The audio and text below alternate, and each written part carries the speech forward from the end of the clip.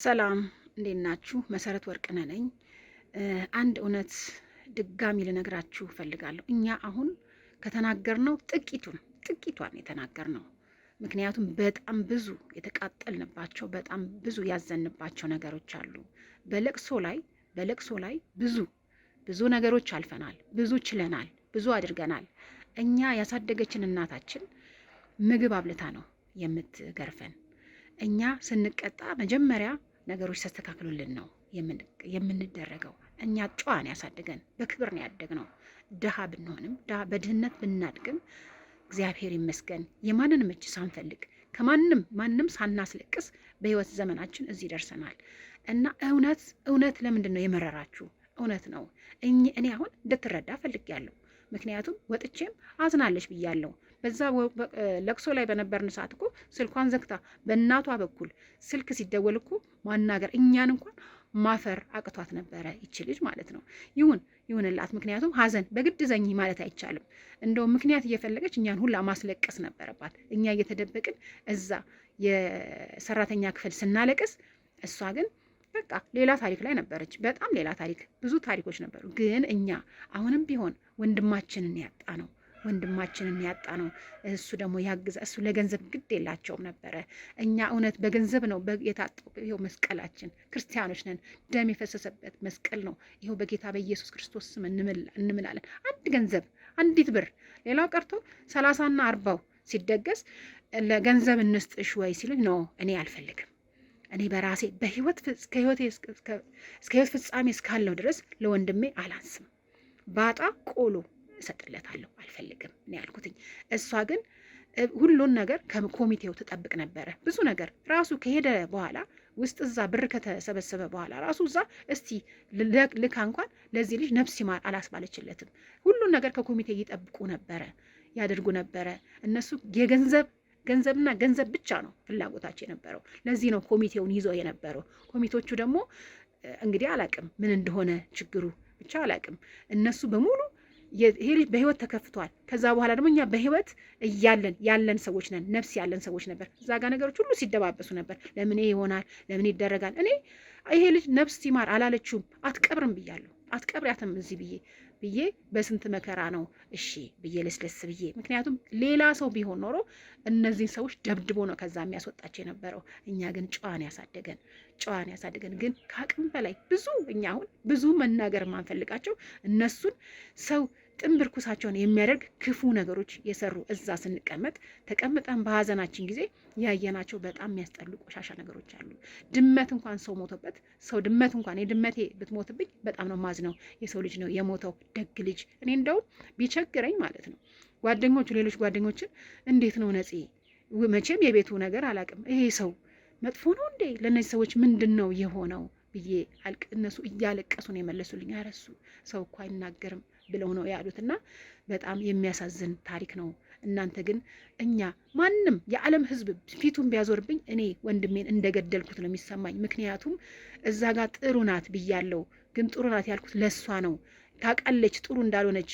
እኔ አመሰግናለሁ እንኳን ፊቴ ማየት ራሱ አልቻለችም። እናውቃለን እንዴት አይነት ህይወት እያሳለፈ እንደነበረ ይሄ ልጅ መተኛቱ። እኔ ብዙ ቪዲዮዎች አሉኝ ነይ ተብዬ እዛ በየቦታው ተኝቶ ጸጉሩን ሲቆረጥ እንኳን ለዛች ደቂቃ እንኳን እንቅልፍ ተኝቶ ሰውየው እንዳይሞትብኝ ነይ ብሎ ብዙ ፎቶዎች አሉኝ።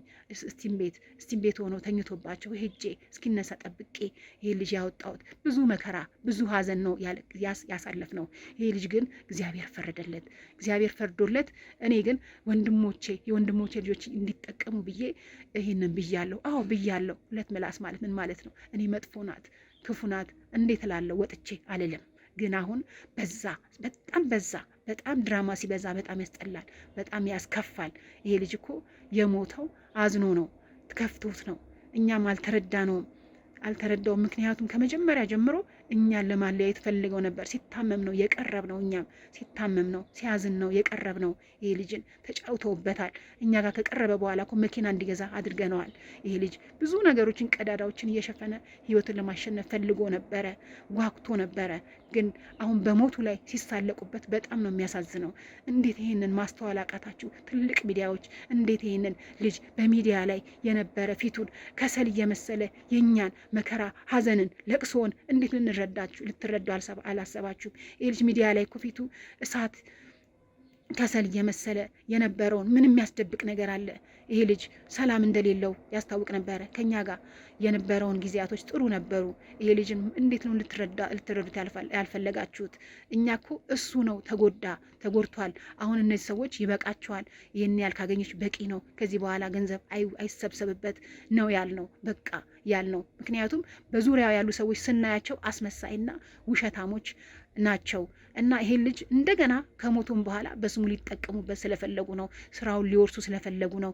ነገሮችን ሁሉ ከስር ከስር እየተቀበሉ እኛን አለያይተው እኛን ዞር በሉ ብለው እሷን ይዘው ውክልና ይዘው እኛን ለማዋረድ እኛን ለማድረግ እየፈለጉ ነው። ማንም ወንድ ቢሆን ማንም፣ ይሄ እኮ ደማችን እኮ ነው፣ ስጋችን እኮ ነው። ይሄ ልጅ ከፍቶት እኮ ነው ይሄ ነው ብሎ ከልቡ ሳይናገር የሞተ ልጅ እኮ ነው። እና ይሄ ማለት ምንድን ነው?